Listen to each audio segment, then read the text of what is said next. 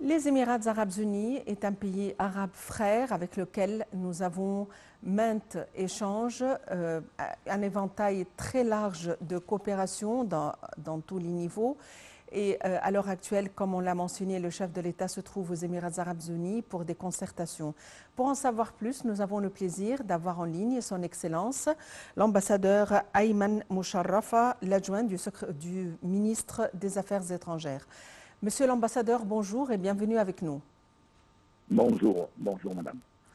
Monsieur l'ambassadeur, le chef de l'État se trouve actuellement aux Émirats arabes unis, un pays avec lequel nous avons des relations étroites et un large éventail de coopération. À votre avis, quels seraient les dossiers les plus importants qui font l'objet de concertations? On a toujours des relations historiques avec les Émirats arabes.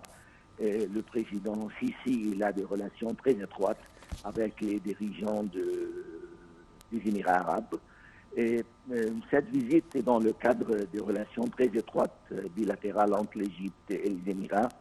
Le cheikh Mohammed bin Zayed a effectué plusieurs visites cette année et le président Sisi aussi a effectué plusieurs visites. Comment dire, l'Égypte et les Émirats arabes sont des joueurs très importants dans le Moyen-Orient.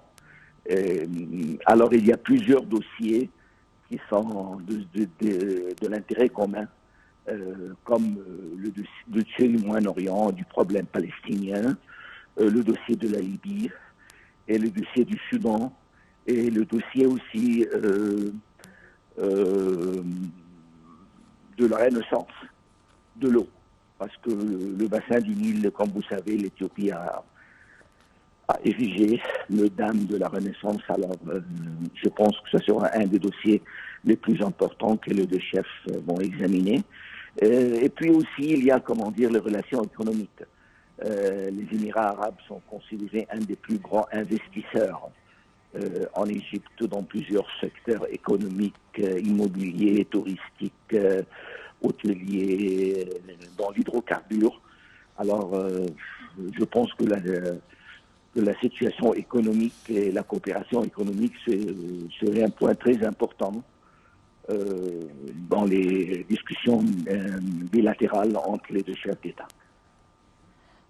Monsieur l'ambassadeur Ayman Moucharrafa, comme vous le savez, donc, le sujet du climat sera donc parmi les sujets très importants. Comme vous le savez, l'Égypte et les Émirats arabes unis s'accordent sur la lutte contre l'impact du changement climatique. L'Égypte a déjà accueilli la COP 27 en novembre dernier et les Émirats arabes unis vont accueillir donc la prochaine conférence sur le climat, la COP 28. Alors, ce sujet donc est très important et vu aussi que des pays comme des pays arabes commencent à organiser cette conférence sur le climat qui regroupe bien sûr des pays du monde entier et surtout les grandes puissances. Oui, on a accueilli le COP27 et le COP27, c'était vraiment une des plus grandes conférences de l'environnement et c'est la première fois qu'on a instauré le principe de créer un fonds de réparation pour les pays endommagés par le changement climatique. Alors c'est une percée internationale en ce domaine. Et je pense que le COP28 sera une conférence de grande envergure et il y aura une grande participation mondiale. Et après, ce qui arrive, comment dire, avec les ouragans, les séismes dans le monde, ce qui arrive nécessite qu'il y a une coopération plus étroite dans ce domaine-là, parce que le changement climatique, il affecte l'agriculture, il affecte la vie de tous les êtres humains, spécialement en Afrique.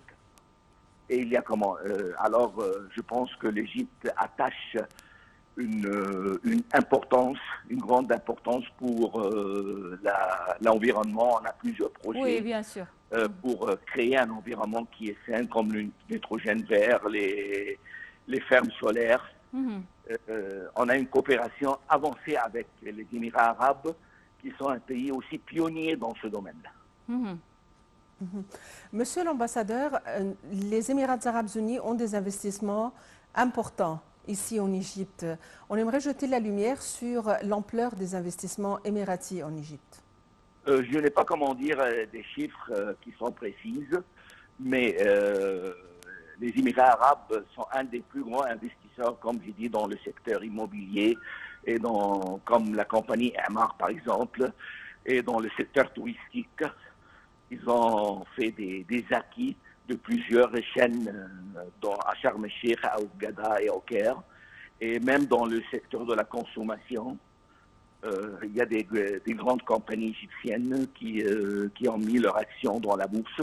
Alors, les Émirats arabes, même dans l'agriculture, pour la bonification de nouvelles terres, les Émirats arabes, c'est un pays qui est très actif dans l'Égypte et dans le marché égyptien, parce que c'est un marché qui est très important et très lucratif aussi.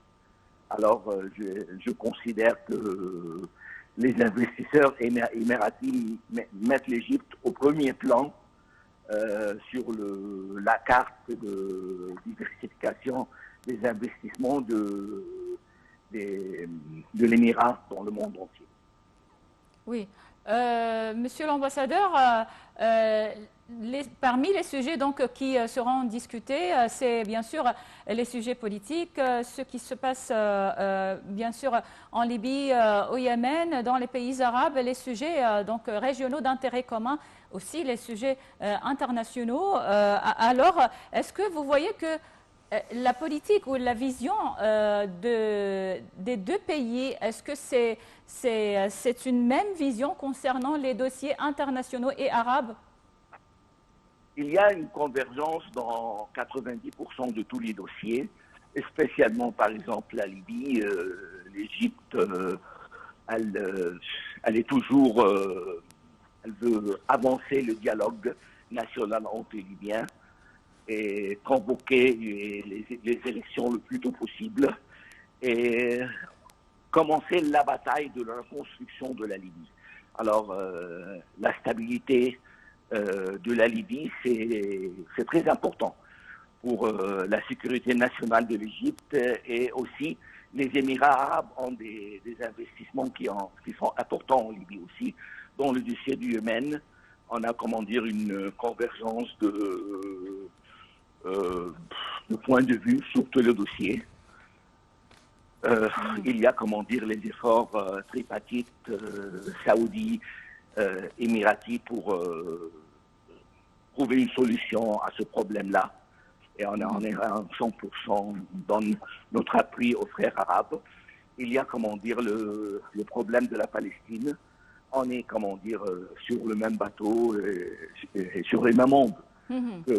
Trouver une solution pacifique du problème palestinien et d'instaurer un État palestinien en concordance de la résolution de 4-2, pour avoir un État palestinien qui a la capitale, Jérusalem. Alors, la plupart des dossiers, on est de convergence sur les points de vue. Il n'y a pas de différence. Et toujours, on a l'habitude de faire des consultations politiques sur tous les niveaux. Pas seulement le niveau présidentiel, mais le niveau des ministériels et des premiers ministres. Il y a un haut comité aussi entre les Émirats arabes et l'Égypte. Ces comités-là, ils ont des réunions périodiques et annuelles pour attaquer tous les dossiers importants et promouvoir. Oui, donc, monsieur l'ambassadeur Ayman Moucharafa, merci beaucoup. Ne raccrochez pas, restez donc au bout du fil, on va donc regarder un reportage ensemble sur le forum de la culture de Pékin et on va revenir pour donc demander votre analyse. Alors sachez que le forum de la culture de Pékin qui est d'une durée de 2 jours, s'est ouvert jeudi dans la capitale chinoise.